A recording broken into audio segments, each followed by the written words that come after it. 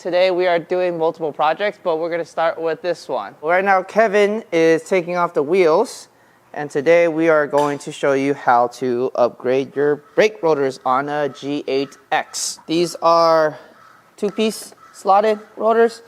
The reason why slotted is better is because it clears out your brake pads and it gives a clean surface to bed, or not just bed, but use. And the stock ones are drilled, but sometimes they crack. So that's something that you have a potential deal with if you want drilled rotors. Brake pads we have went with is Endless ME20s. They are absolutely ginormous, and they are a more motorsport pad. They're recommended not really to daily on them, but since I barely drive the car, it's okay. And as a comparison, this is the new iPhone Pro 17, and it is bigger. Right now, we're gonna just cut out all the boring stuff. I'm not gonna really film Kevin just taking the wheels off. The only other tools you need besides the regular set of hand tools is, if I find out where I put it. Oh, there it is. You actually need a scanner, because on these G8Xs, the rear calipers are electronically locked. There is a way to do it without electronically releasing it. I don't think it's worth it. If you could afford this car, you could afford a couple tools, or you could just pay someone else to do it. You just need to basically plug this into your OBD port and tell it to go to brake service mode and release the rear brakes, which we will show you. We're doing both the fronts and the rears. The rears are over there, so in the bigger case. And we'll just cut to when we start working on it. Oh, also, BMW recommends, to Kevin's dismay, new hardware, because they're all torque to yield. This is just for the fronts. We're not gonna do the rears. The rears are reusable. Look at his face. Look at his face. And the last thing I'm gonna do is I got new brake dust shields. They are made of carbon fiber. I personally wouldn't care for carbon fiber, but these were cheap on sale, and they have a huge cutout to cool your brakes. And if you look underneath the car, which I will show you in a bit. Actually, no, I'll just show you right now. Oh, not yet, but I can show you anyway. So I have brake scoops here. Where's the brake ducts here to cool channel air in, and then over here I also have Bimmer World's scoop here. So with that on, these two, focus, these two will work. The Bimmer World scooping and the carbon fiber backing plate will work hand in hand. Not sure if this will work anymore because the bottom hole is gone, at least from visual inspection, but we'll figure it out when we get there. And we'll cut to when we're ready to put the rotors on.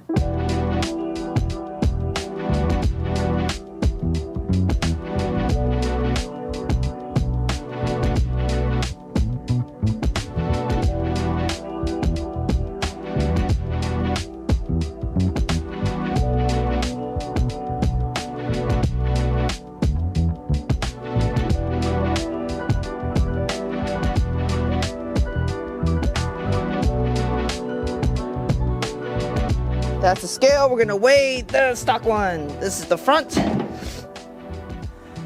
28 pounds. So that's how much the stock one weighs.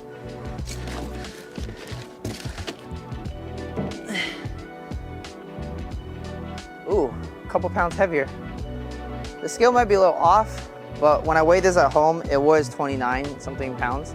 So this is actually heavier than that, which you might think, yeah, you're going backwards in performance, which is true, but this is high carbon steel, and this is 7075 aluminum, and it's got 48 veins to expel hot air, and it's got slots, so it cleans the brake pad every time. Less likely chance of glazing, compared to the stock one, where it's only, I think, 30 veins. So a lot less cooling, because we're also doing brakes. I decided to get a better scoop. You could tell the difference. You can see here in the stock OEM one, it's, steel or aluminum, but it's just a big gap here. And if you look over here, I do have a scoop. So the stock air comes out here, you protract it, you just pop that out, and the air comes out here. It gets hit here, and it gets directed here. But as you can see, it's just a big open area and not much focusing. So today, we're gonna see if this works. And this is different because one is carbon fiber, but two, it has a giant scoop here to get more air in and focus on the rotor. So we're gonna see if this fits, if this works also with that, or I'm gonna have to decide to chop some of this off to make it work. Okay, let's see if it fits and not gonna contact it.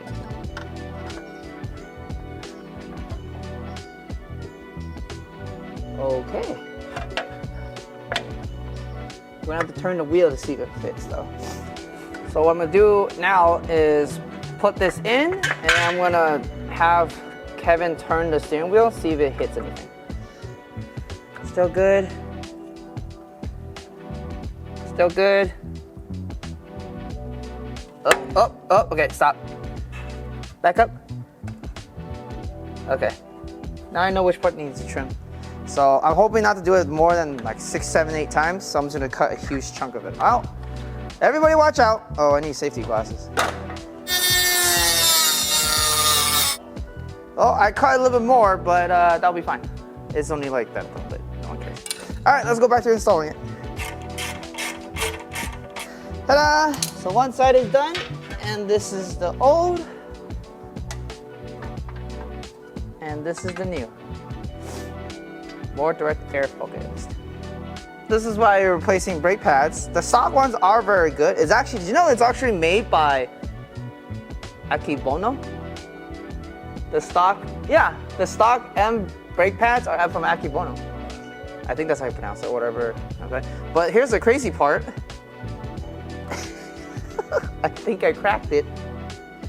Look at that. And no, I didn't drop the pad. It just cracked. There's still some life left, but yeah, that's why we're replacing these. Why isn't it coming out? Make sure to keep your hands as clean as you can. And then suck it in there. Ooh, ooh.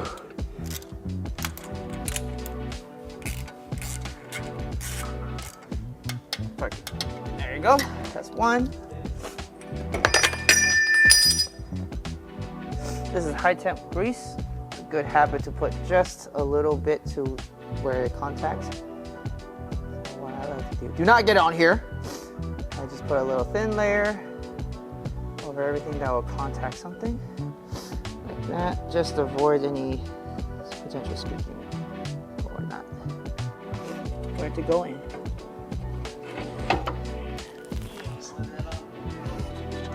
And all we're gonna do is just wipe off this thing, stick it back way through, and then we're gonna, ideally, you're supposed to replace this, but if yours is perfectly fine, like mine is, you could just reuse it.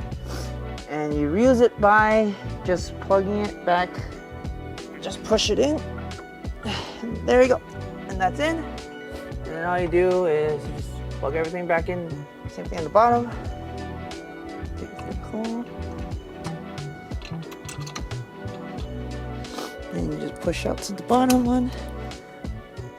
Gently get it in. There you go. And we just torque down the bolts in the back, which I will find out what torque is. So just when you do it, just make sure you go top and bottom, just let it align. Ta-da! And now the front one's done. So all you do now, or if you want to, just clean it a little bit, wipe it down. Done. That took a while, but there you go. And now we're gonna do the rear, because that's why I said fault, because it's already activated. So we're gonna just ignore all that. Brake is not pressed. Hear it? There you go. So now, workshop selection activate. The functional parking brake button is deactivated during the workshop mode. The workshop mode can be deactivated again with the service function, and blah, blah, blah, blah, blah. Okay, cool. And you just leave it there. And now you can work on it. There you go, it's loosened up. And you just go over here.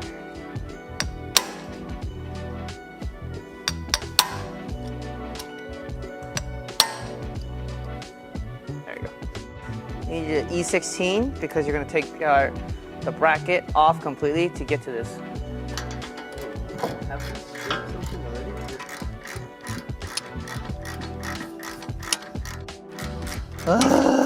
20 minutes later. That's not the ideal thing to do, but it works and it won't fall. And rotor comes out like so. So that is the stock one. It weighs 18 pounds. The new one, 20 pounds. So 2 pounds. Keep in mind, that one is used a little bit. So while it is heavier, it's still technically a better performance.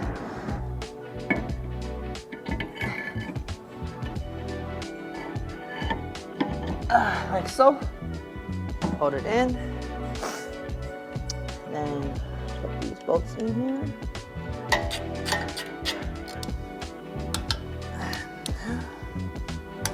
Oh, there you go. So just a tiny little bit. Lock it in like so, like that. Hopefully, because you retracted it, it will go in. Otherwise, you're gonna have a very, very miserable time putting it in. Ah, there you go. That's what it was. The bolt wasn't lined up. Okay, so now that that's good, go ahead and put the top bolts in.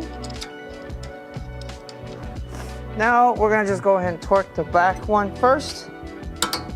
There you go. There you go. And you're done, except you didn't do the other side. So do the same thing on this side, on the other side, and you're gonna be done. Oh, and then breaking your pads and bedding them correctly.